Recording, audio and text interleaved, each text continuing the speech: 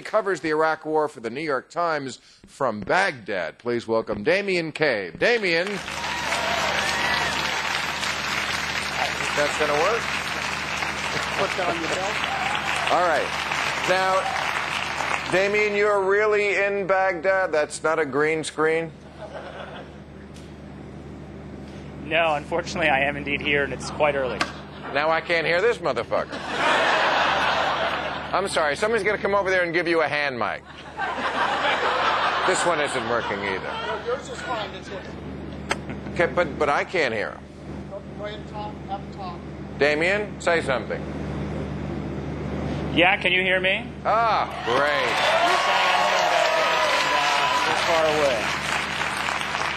It's not TV, it's HBO.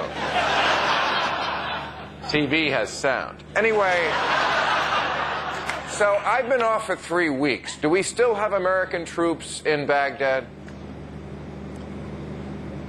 We do indeed. There are quite a few troops all over the city. You know, the impact in different areas is pretty wide-ranging, but pretty much in any neighborhood you go into, you're going to find American soldiers and Humvees. And what is the morale of our troops? Because I know President Bush always says that the troops are steadfastly all behind him. I have my doubts. What is your view? You know, it's actually kind of a mixed deal. I mean, I talked to a commander the other day who said that the political debate at home is bizarro land and something that he doesn't connect with at all. He's just here to do his mission. And I think that's probably the view of most soldiers in Iraq. They're just here to do their job, and they don't think too much beyond that. Morale, I would say, is probably surprisingly high in some units. And then in other units, there's a sense of, well, gosh, is this really working? Why am I here for the third time? But I have to say that's probably rare. Most of the units that I've spent time with, again, are just focused on trying to do the job in front of them. It's about clearing the neighborhood that they're in or trying to get the guys that they know are there. But you don't hear a whole lot of the chatter that you might hear in Washington out when you're with the soldiers. And what about the morale of the insurgents? Is there any doubt among these people that we are not going to outlast them? I mean, we do have debates on how long the surge will last. It seems to be a debate about a matter of months, sometimes a matter of years. Come on, these guys are going to wait us out for as long as it takes. Isn't that the bottom line in Iraq? Well, I mean, one of the things that's kind of interesting about the surge and the impact is that even if violence has gone down in some areas, the underlying dynamic hasn't really changed. You still have Shiites in some areas pushing out Sunnis. You still have Sunnis who hate Shiite groups and would like to kill them. So in many ways, there is just a dynamic and a conflict that's going on beneath the surface, and one that the American troops have only a limited impact on in several areas at least. Right. I mean, there seems to be this dual ethnic cleansing going on, that the Sunnis are pushing out the Shiites in their neighborhoods and vice versa. I hate to cast this as something we have hope for because it's awful and it's disgusting, but doesn't this seem to be the end game, that they're going to push each other into enclaves where they can live in a sort of a stasis? Well, you know, I mean, the idea of sort of a grand partition has all kinds of complications because that assumes that the three groups are only going to split into three groups. What's actually happening is you have Shiites fighting Shiites in the south. You have Sunnis fighting Sunnis in several areas. I mean, basically, Iraq has become, you know, a ball of mercury that's been hit with a hammer. It's spreading, it's segregating. There's all kinds of smaller little segments in different places.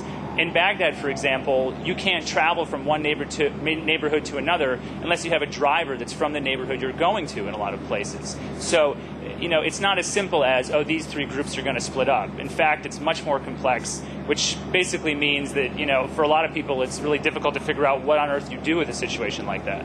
Speaking of drivers, I heard a siren behind you. I better be careful. That could be Lindsay Lohan.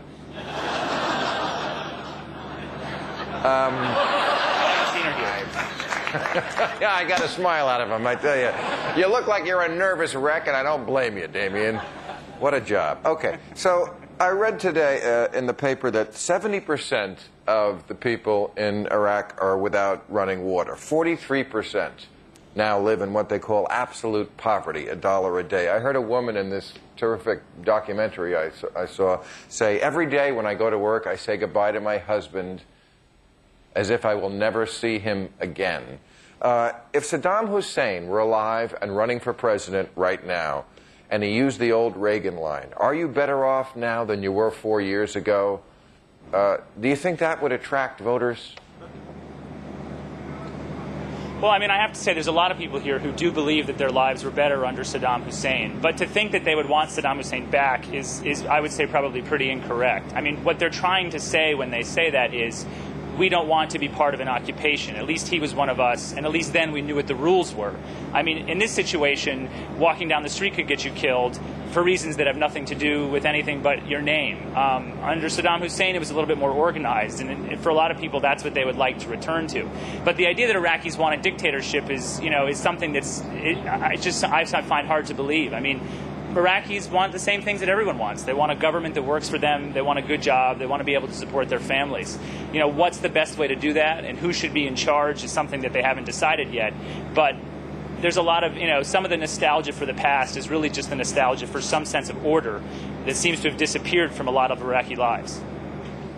Yeah, well, that's astute. And when I read your reports in the paper, I always think that is a very astute reporting. I would say there are no flies on you, but I can see that's actually not true. I know, but my God. Let me ask you... it's actually one of the things, the flies are about the most aggressive flies I've ever dealt with.